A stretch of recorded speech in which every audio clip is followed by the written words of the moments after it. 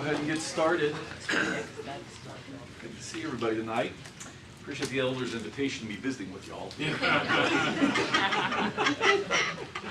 I do appreciate Jeremy. Jeremy last week, we started the quarter with, really it's going to be a de facto tag team teaching just because I was going to be gone so much and he was going to fill in for me and agreed to do it all quarter. But last week he did not bargain for that, and he got a very late in the afternoon phone call because we had to go to the hospital and find out what was going on. So he really took one for the team last week. He's not here tonight. I hear he's placing membership somewhere else. Don't start And we're streaming this. That's how rumors do get started. No. I'll straighten him out, Joe. Yeah, that's right. That's right. Father-in-law will make sure. He can go, but the grandkids stay. Yes. Maybe the other way around. Yes. Anyways, but I really do appreciate him letting me abuse him so thoroughly. I call Jeremy the utility infielder of Kleinwood, just because he's always good to say yes to things. He can do so much for us, and just really, really thankful for him. So. And Melinda and the family. So, anyways, let's pray. Who wants to lead us in prayer? We'll get started. Thanks, Greg. Dear Lord, thank you so much, Father, for this week, and thank you, Lord, for bringing us all here tonight safely through the first part of this week. Our prayer, Lord, is that you would be with us as we leave here tonight. Protect us, be with us, bless us, strengthen us. Father, be with the teachers tonight as we open your word. Help us to understand it. Help Jeff to communicate it in a fashion that we can make an easy application to our lives. Forgive us, Father, when we fail you, and in Jesus' name, amen. Amen. So last week, one of the biggest events in the Bible, kind of one of God's great calling cards, right? He parts the sea and brings his people out with a strong and mighty arm. And for the rest of the Old Testament, that will be God's kind of throwdown point. And this was, going back to something we talked about, the one time I've shown up this quarter. You realize it's only been once, and we're like the middle of July. It's good work if you can get it. No, Moses meeting God there at the bush, right? And this whole, by my name I have not made myself known. What is that about? Did nobody know God's name until that point? No, the idea is that God had only been, revealing himself to individuals in small ways. But now with bringing his people out of Egypt, he was going to publicly reveal himself in a way that hadn't happened, basically since the flood. And given there were no survivors from the flood, except for Noah, the reality is the human race has not seen God in action publicly, in a very long time. And so recognizing that that's it, and you stop and think about, the Exodus, the parting of the sea, what happens to the Egyptian army, and all of that. That's why, when they finally show up in Canaan at Jericho, in the book of Joshua, right? What does Rahab say to the spies? We've heard what your God did. That was the whole point. God was going to make himself known to everybody. He was doing it for the sake of his people. But, everybody was getting a wake-up call that there is one God, and he's with Israel. And, now whether you buy into that or not, obviously, the Canaanites didn't. In terms of changing their lives about it, but Rahab says, we know your God has revealed himself, and so that's what's going on. This is God's great coming out party of the human race as the scheme of redemption picks back up, as God begins to act in human history again. And so for the rest of the Old Testament, when God really wants to say, "Who am I?" This one of the things he'll refer back to is doing this. And of course, the Exodus itself is a type of God's ultimate deliverance of the human race from the bondage of sin. And the salvation. That's why sometimes little things that hit slip out. They don't always survive translation into English. But like in I think it's Luke's account of the Transfiguration. I think it's Luke. But one of the synoptic accounts of the Transfiguration, the text says that Jesus was there with Peter, James, John, and with Moses and Elijah who show up, and he was talking with them of in Greek, his exodus. Exodus is actually a Greek word, by the way. That's free. No extra charge for that. Which just literally means like coming out, a way out. And so literally Jesus is talking with them of his exodus. That was a very intentional word choice. In other words, what Jesus is about to accomplish personally really is an opening up for the human race, a breaking of Satan's power, sin and death's power over the human race, and delivering us, the remnant, his people, his chosen covenant people, who will become Christians, into salvation, the true promised land.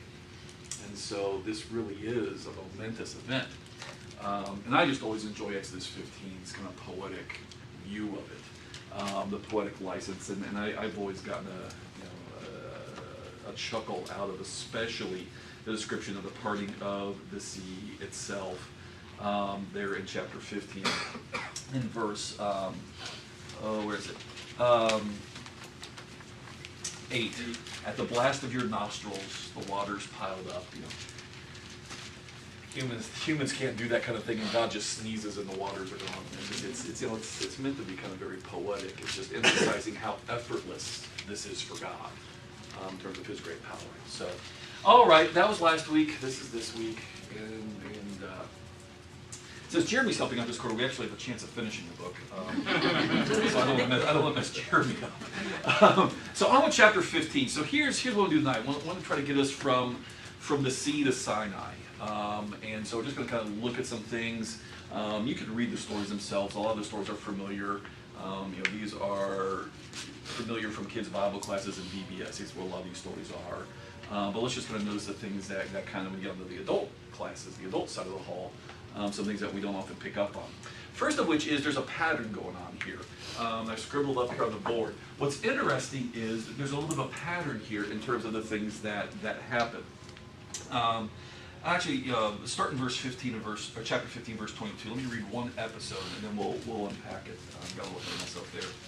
So Moses made Israel set out from the Red Sea, and they went into the wilderness of Shur, and they went 3 days in the wilderness and found no water. And so, of course, they just trusted God and all was well. No, the pattern of not just this generation, the pattern of Israel's history till the day of Jesus begins now.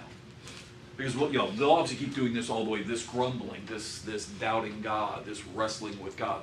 They'll do it now, they'll do it through this generation. This generation will wind up dying in the wilderness for their lack of faith. The second generation will have its own issues. Occasionally you'll get a decent generation, but always there arises the next generation that knows not God in Israel's history. And you have the history of Samuel and Kings. You have the history recounted in Chronicles in a different way. You have the prophets. God finally gets tired of this lack of faith, this rebelliousness, this grumbling, resisting, arguing with God. And eventually exile comes. And even when they come back from exile, as we did Ezra and Nehemiah with David last quarter, that was all just puppy dogs and rainbows, right? They learned their lesson in exile, came back, and it was great. Nope, same old, right? And then Jesus comes and finally fulfills the prophecy. The Jews finally say, Israel finally says, the guy we've been waiting for now will shape up. 15:22, this pattern goes all the way until Jesus laments over Jerusalem. I wish I could have gathered you. For about 1,500 years, God will try to gather these stubborn people under His wing and protect them. And ultimately, you, as Jesus says to His own generation, you were not willing. It starts here. And it starts, how many days in verse 22? 3. Because God can't do anything with water, apparently. 3 days. That's all it took. But lest we, kind of roll our eyes, chuckle a little bit, shake our head, can we be honest? How often and how quickly do we despair instead of prayer? How often do we indulge in despair instead of hope? Let's just be honest. Those of us who are older a little bit, those of us who have got enough mileage on the odometer of life, that we've seen things work out, we've seen prayer answered, and yet even still, in our 50s and 60s and 70s, what do some of us still do, sometimes almost too reflexively, let's be honest. This isn't just an Israel problem, this is a human problem. Is God among us or not? So, shake our heads at a sad generation, but look in the mirror when we do so. And by the way, this just to emphasize just how painful this pattern is. We skip datings a lot of times because they're boring. They just want to get to the cool stuff. But here's 3 days in verse 22. And chapter 16, the next episode, which is going to involve the issue of manna, that happens when? Verse 1 of chapter 16. Look at the date on that one. of the... So a month after the Exodus, because the Exodus happens in the middle of the first month. So a month after the Exodus now, and by the way, and God's already taking care of the water at Marah. And so, so he's already done, got the sea, you got the plagues, you got the deliverance, then you got the water fixed at Marah, and a month later now what are they doing? Food. Now we, okay, well fine, God can do water, but food is, and so here comes manna, which in Hebrew literally means what? The man, M-A-N, is a Hebrew Old Semitic interrogative for what. It's the what food, as in what is it? We don't know what it is. It's just, And anybody know that great line from the Psalms, what the psalmist in Psalm, is it 78 calls it? I think it's 77, yeah, I think it's 78. The bread of angels. Because there is it's not of this world.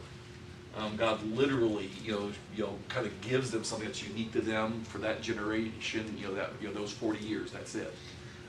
And so there really was no name for it. They called it manna, the what food, because it wasn't flour, it wasn't oatmeal, it was the what stuff. So, because that's what God does. Even when you think that there's no solution within creation, God goes outside of creation. By the way, sidebar. That's part of the significance of Jesus' multiplying the loaves and fishes. The text always says in the Gospels, and by the way, it's the only miracle mentioned in all 4 Gospels. We don't think of that one as being as important, or at least doesn't capture our imaginations as much as walking on water or calming storms and seas. But that's the only one, the multiplying of the food, but the place is always given. And where does he do it? He does it in the wilderness. Because that's what God does. God, literally provides food in the wilderness for his people. That was meant to be, especially John chapter 6 is easier to see. It was meant to be an echo of this time in Israel's history, that Jesus is that new Moses. Jesus is the God who literally, kind of provides something out of nothing, kind of, so to speak. All right. So we start with Marah, but then we come to the manna. Now here's the pattern I want you to see real quick. The pattern basically goes: you get manna, and then they need what else? They need quail, and they need meat. They get tired of the manna, they need meat. And so all this happens, but there's this ominous in verse 35. There's this ominous note. Verse 35. The people of Israel ate the manna for how long? Now, we're too used to the story. We don't blink at that. You should blink at that. Why is it an ominous note at this point? They don't know how to take care of themselves. They don't know how to take care of themselves, but why the 40 years? Why is that an ominous note? Because at this point in the story, in theory, They should be there. Right there. that's right. This is not that long of a journey, actually. I remember when I was, I forget how old I was. I finally had the epiphany. They didn't wander the wilderness 40 years. It took 40 years to get there. I mean, you knew that one level, but it's a quick journey. And in fact, even the fact that it takes as long as it does, you remember, God emphasizes, I'm not going to take them by the way of the Philistines. I'm not even going to take them by the shortest route. I'm not going to take them by the shortest route because their faith, I already know their faith can't handle it. Remember, God will not allow you to be tempted beyond what you can bear. And so there's even a marker here in the Pentateuch about God saying, I'm not going to take you by the shortest route because, when I was a kid, that's right, not to scale. Where's Troy? Let's see. It's still nothing better. Wow, that's bad. Hey, just pretend. Just pretend. So they're. This is Sinai, okay? There's a razor. And when I was a kid, I don't know about you, I always wondered, why didn't they just go like that? Why did they do that? And again, that's where God says, I didn't take you by the way of the Philistines, this here, because I know that your faith's not strong enough to deal with the resistance you're going to encounter, and so we're going to go the long way. But even if you go the long way, that still isn't that far, because here's the thing. If you actually read the book of Numbers, we don't like the datings because they're boring, but you read the book of Numbers, when they leave Sinai, they basically can get relatively quickly to, in Numbers 34, to get to Kadesh Barnea, where it's time to spy out the land. The only reason it's even in the second year is because God had them stay about 9 months at Sinai. To give them the law, to teach them his ways, to organize them, to build the tabernacle. They had some things to do there. So that's the thing, is they could have been there within a couple of months. And so you're reading chapter 16, and how long do they get to eat manna? But you don't know why yet. I mean, you do, but you don't. And so what's that? That's already an ominous. Well, we've already seen 3 times so far. Chapter 15, chapter 16. Yeah. So there's an ominous marker. So you have manna and quail. You have 40 years. Then comes, we're back to water. So they get water from a rock, and then there'll be a reference, either explicitly or implicitly, to the next leader. Chapter 17 is where the water from the rock happens. But in chapter 17, verse 8, Amalek came and fought with Israel at Rephidim. So Moses said to, and here's this guy who makes his appearance for the first time. This guy, next leader appears. Next generation appears. And so Joshua, and then they have a battle. They have a battle with Amalek, and we're going to come back and talk about that in a minute. And so they held us. And then basically, Moses spends a little bit of time with father-in-law, chapter 18, and you come to Sinai. When they finally leave Sinai, guess what pattern reoccurs in the book of Numbers? And you keep your finger here if you want, but in Numbers chapter 11, go look at Numbers chapter 11. As they leave Sinai, guess what happens in chapter 11? Say again? Complaining, but in particular, what's... Korah, right? The rebellion. Well, Bread's not enough. Huh? Bread's not enough. Bread's not enough. It's back to manna. Numbers chapter 11, you're back to manna, and... We'll get there too. Yeah, certainly complaining. But, verse 7, you're back to the manna. They're complaining, verse 4, they're complaining about the food. We're tired of this stuff. Bread of angels doesn't cut it anymore. They figured out how to cook it. I mean, they play for a little bit. Anyways, and they're weeping and they're complaining, and Moses has even got to the point of kind of having it. And so you have manna. Then drop down verse 31. You have quail. Only now, because God's getting tired of it and the greediness of it, this time the quail comes with consequences. Consequences, right? In fact, that's the thing now on this side of Sinai, what you begin to see is God also, just like Moses, is getting tired of this, and there begin to be consequences this side of Sinai. Why and why repeat the pattern, as we're going to see here on this side of Sinai? Because what should have happened at Sinai? They should have learned something. They should have learned something. By this point in the story, they have the tabernacle. By this point in the story, they've seen the glory of God. By this point in the story, they've been given God's law at length and excruciating detail. At this point, they've had time to think about what they've done. At this point in the story, they've had mercy from God when they should have been destroyed over the golden calf. They have had an experience with God that should have been utterly transformative. And they leave Sinai, and where do we pick back up? Where we were before Sinai. Only now, God begins to bring consequences. And so this time, we'll talk about the quail again, but people die.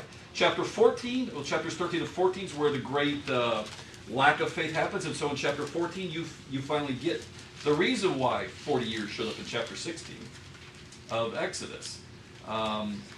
They'll wander for 40 years there in Numbers 14. Numbers chapter 20. What are you back to? Beginning of... First half of Numbers chapter 20. You're back to water from the... Only this time, in Exodus, Israel is kind of judged for their grumbling. In this version, who gets judged? Moses gets judged this time. And so again, consequences are rising. End of Numbers chapter 20. Bit ominous. Now you have the death of a leader. The first high priest dies. Aaron dies, and you meet his heir, Eleazar. So you have the emergence of the next leader. Not Moses' successor this time, but the priest's successor. See, we didn't have a priest yet in Exodus, but now you do. And so just as Moses will have a successor in Joshua, you get the successor of the priest in Eleazar. And then in Numbers chapter 21, you have there, in the first part, you have another battle with Canaanites. So you're back to battling again. And there'll be more battles in Numbers, but you have essentially the same pattern on the way to Sinai as now reoccurs when they leave Sinai. That makes sense? And so why tell the story this way? Why do that? To emphasize God is still with them, God is still delivering, but have they been changed? Not in any significant way. Nope. All right, so there's that. Back to Exodus. Back to Exodus. If we had more time, the story of my life at least, we could spend some time talking about manna and the significance of, give us this day our daily bread. This was the original version of that. How much manna were they supposed to take each day? As they needed. And in fact, just look in chapter 16. It's in verse. Look at verse 17. They're told to only take as much as you need, and each day, which is scary in the wilderness. You got to forget there's no HEB when there's a natural disaster rolling in. Everybody knows HEB roll. That's one of the things we love about HEB in this state. There's no HEB in the wilderness, or Salvation Army, or FEMA, or whatever. And so we take it for granted because we're just not a hungry people. The worst case scenario for us is a hurricane comes through and you have to eat tortillas for a couple days so you can get back to the store. Because HEB will be open within 3 hours of the eye passing. That's what they do. But the reality is, in the wilderness, this is life and death. You and I don't really know what it's like to really have an empty pantry and no hope. And so what's the instinct, the human instinct in that situation? There's food this morning, what do I need to do? As much as I can. And that's when they invented Tupperware. And God says don't, because what's God wants you to do? Trust what? What's going to happen tomorrow? It's going to be there. It's going to be there. And so, look, but it's fascinating. The way it's put in verses 17 and 18 is significant. And so the people of Israel did so. They gathered, some more, some less. But when they measured it with an omer, whoever gathered much had nothing left over. Whoever gathered little had no lack. Each of them gathered as much as he could eat. It's that middle area there. Do you get what the text is getting at? It's not about hoarding. It's not about poverty. When God is involved, the ultimate sign of the blessing of God is everybody has not as much as they want to hoard, or as much as their greed requires, or as much as their lack of faith requires for them to feel secure. Everybody has what they actually need. Which is why there's a couple of interesting words in Greek in the New Testament. We don't have time to look at it, but it shows up in the pastorals, shows up in Revelation. This condemnation of, depending on your English translations, of living luxuriously. There really is. It's not just a matter of I've earned this, I have a right to this, I'm not hurting anybody, I paid my taxes, and I gave some away. There really is a sense in the Bible never draws a line because it's a test of the heart. There really is a sense in God's eyes in which there is such a thing as too much. Even if you've earned it, you came by it fairly, you paid your taxes, you were generous with some of it, gave it to the church, gave it to some of the poor and needy, there's still such a thing as too much for me. And we forget that. And it starts here in manna, because at the end of the day, and you think about, some of the Psalms, the cattle on 1,000 hills are mine. It's not yours. It's never ours. Even if you worked for it by the sweat of your brow, it's still not yours. The ground belongs to God. The life force that leads to the plants growing belongs to God. The air, the wind, the rain, it belongs to God. You didn't create yourself. Your very soul belongs to, something to think about. Anyways, I'm moving from teaching to preaching, sorry. Let's talk about chapter 17 and 18 here for Mel catching this. We'll do a couple things in chapter 17 and 18. In chapter 17, we meet this people called starts with an A, ends in ites, because everybody ends in ites back then. Say again? Amalekites. Who are the Amalekites? Amalek, okay, first of all, here's what's fun. Virtually all these people's names back then, they come from the names of either one of Abraham's sons or grandsons or great-grandsons. These are all kin in some way, shape, or form. a lot of these peoples. Midian is a son of Abraham through Keturah. So when they sold Joseph to Midianites, they're selling him to kin. Anyways, Amalek is a grandson of Esau.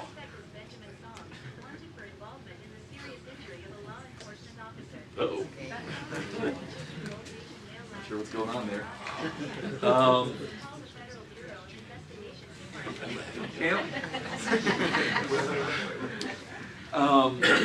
So Amalek comes through Esau.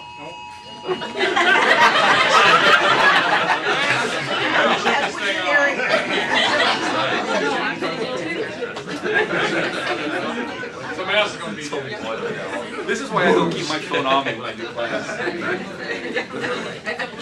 Plus, there are certain people in this congregation who like to text preachers while they're preaching, just to see what happens. I can name certain deacons, but I won't. So yeah, that's a problem for the Apple guy, not me.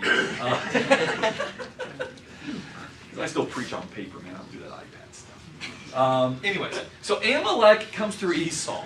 So there's that struggle that started in Rebekah's womb. On it goes. But here's the thing in chapter 17.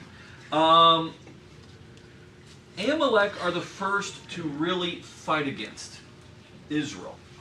And verses 14 through 16, what does God say? Write it as a memorial in a book and recite it in the ears of Joshua. I mean, in other words, y'all better hold on to this. Do not forget this. And he doesn't just say, I'm going to destroy it. What does he say? I am going to blot out the memory of Amalek from under heaven. That's kind of up a level. That's next level divine wrath there. I'm not just going to destroy them. I'm going to remove their name. Remember how much names matter in the Old Testament? I mean, this is as much as saying I'm going to basically make it as though they never existed when I'm through with them. And so there's this strong judgment on Amalek for fighting against God's people, being foolish enough to do that after what happened to Egypt, no less. And so this literally becomes a theme for the rest of the Old Testament. It's easily missed, but it's there. So go to the book of Numbers with me. Numbers 13. Numbers 13. Let's see. Am I in the right place? Oh, yeah, there we go. Verse 29.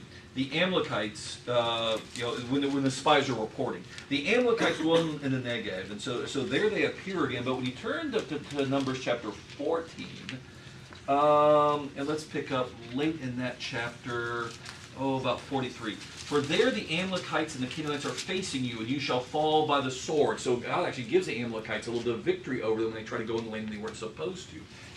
Now they do fall by the Amalekites, but we're not done. Deuteronomy chapter 25.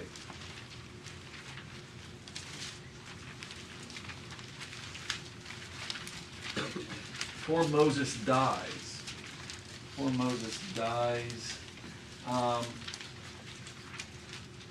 Let's see, it's in verse 17. Yeah, verse 17. Remember what Amalek did to you on the way as you came out of Egypt, how he attacked you on the way when you were faint and weary, cut off your tail, those who were lagging behind you, and he did not fear God. In other words, that's why he did it. And notice the emphasis on the nature of the attack. This wasn't even an honest military battle. Where did the Amalek go and attack? The rear flank, where the weak, the vulnerable are, the women and the children, so to speak. And so God has not forgotten that. Therefore, when the Lord your God has given you rest from all years around you, the land that God has given you for the years to possess, you shall, and look, there's that language again, blot out the memory of Amalek from under heaven. You shall not forget. All right, so how big a deal is this to God? This is a very big deal to God. This helps us understand something a little bit more about a story that comes several centuries later. There was a king who was given a job. Anybody remember this story? Which king? Saul. What does God say here in Deuteronomy? There's going to come a day when I give you rest in the land. And when that day comes, what are you supposed to do? blot them out. Now begin to make sense why God told Saul, what was Saul's mandate from God in 1 Samuel 15? Conquer them? Loot them? We see his rebellion and we get that on one level, but it helps to understand a little more. This was not just, it was sin, it was rebellion, it was disobedience. You understand that part of why God uses this as the moment in which I'm done with Saul. This was not just, why he's done with Saul in the way that maybe he's not done with David. David is an adulterer and a murderer, and the law says he ought to die. And, David's penitent versus Saul's not. I get all that. But the other thing is, this is a violation. This is a fundamental violation of what it means to basically have the leadership, the custody of, the protection of, the care of, the shepherding of God's people. This goes all the way back to Moses' generation. These are the people who tried to stop you and wipe you out. And when the day comes, Deuteronomy 25, when the day comes, I want you to wipe them out. And who does God explicitly give that job to? And then Saul comes back, and what does he bring with him? And and the king's name is Agag. And of course, you can read back, this is not a class on Samuel, the way the story is told is very pointed. There's a lot to tease out about the way chapter 15 works. But it takes, you see, the nature of the rebellion of Saul hits it a little bit differently when you understand the significance of, it wasn't just disobedience. It was Amalek he refused to wipe out. You with me? It was a really big deal to God. Really big deal. Shows that you don't get it. You're not the right guy to be king. In fact, in 1 Samuel, I think it's chapter 20. Is it 28, I think? I think it's 28.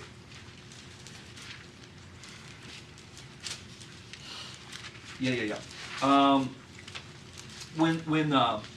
When Saul, his reign is just completely unraveled by this point.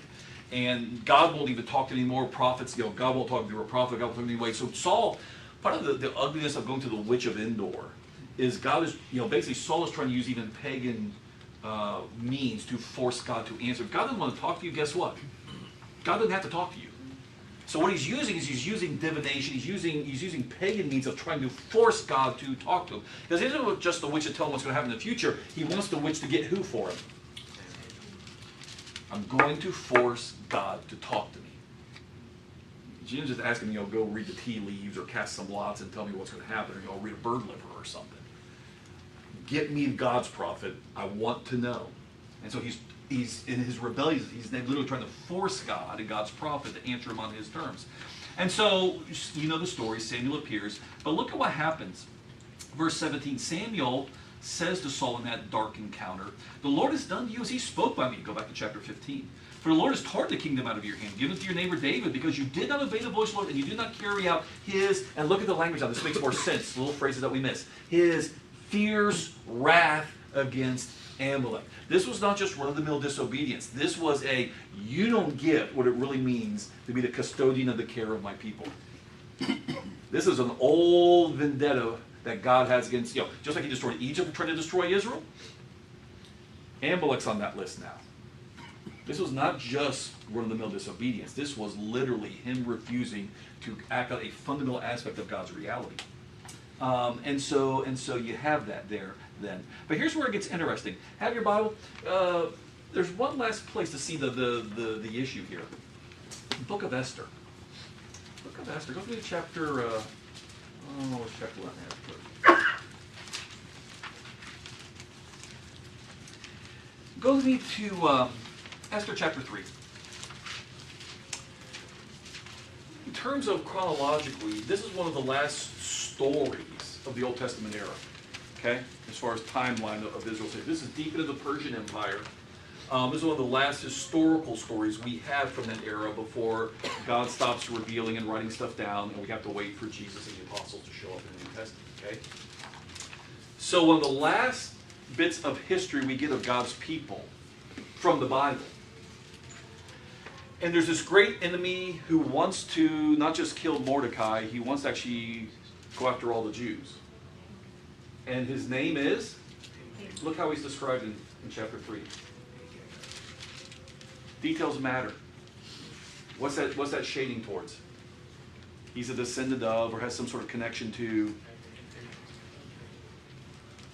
Well, why are those guys still wandering around? I mean, Deuteronomy 25 is a long time ago. Why are those guys still wandering around? Because what did Saul not do? Blot them out. And so now, once again, the people of God are at risk because the issue's not been dealt with. And of course, part of the power of the story of Esther is, as God often does, the stories of great women in the Bible often show up because men didn't do their job in some way. Deborah shows up because Barak didn't do his job.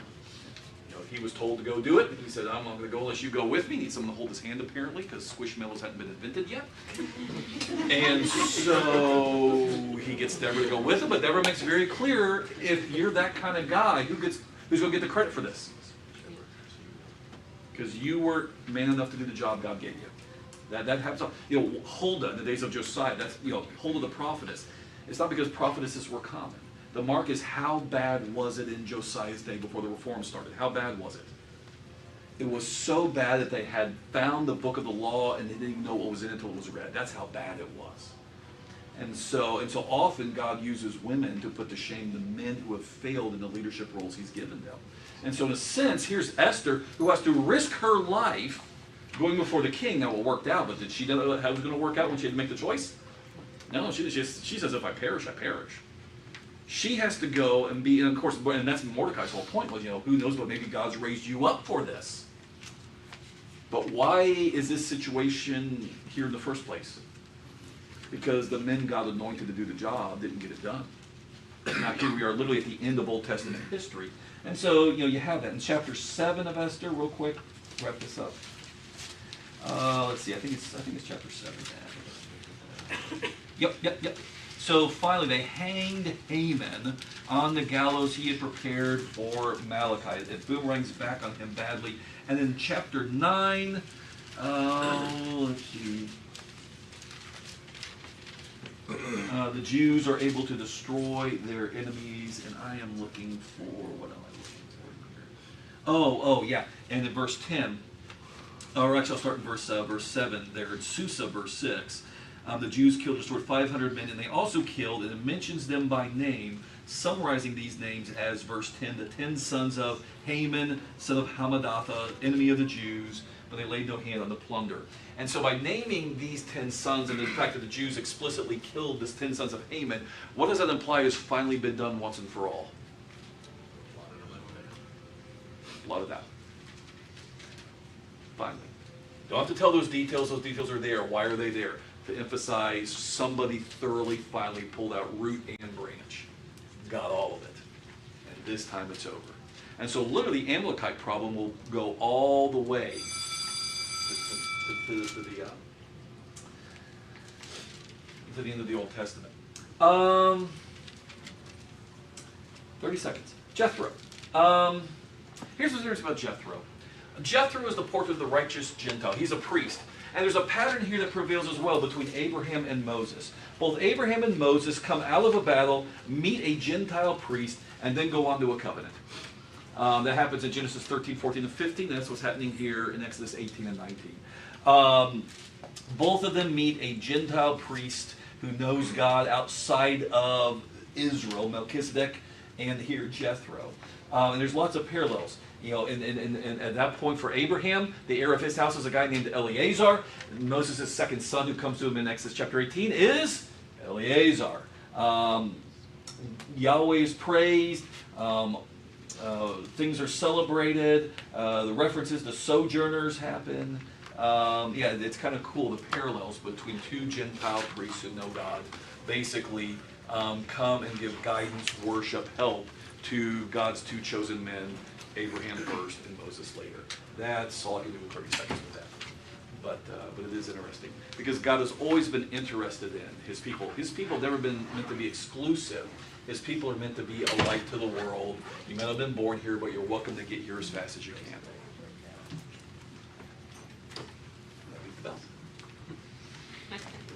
Questions, comments? Too much, too fast? So I guess Jerry will be back next week. Too early to tell. Too early to tell, Ken. Let's just take it one day at a time, shall we?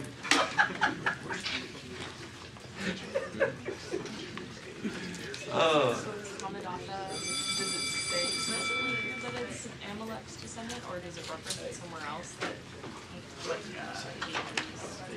son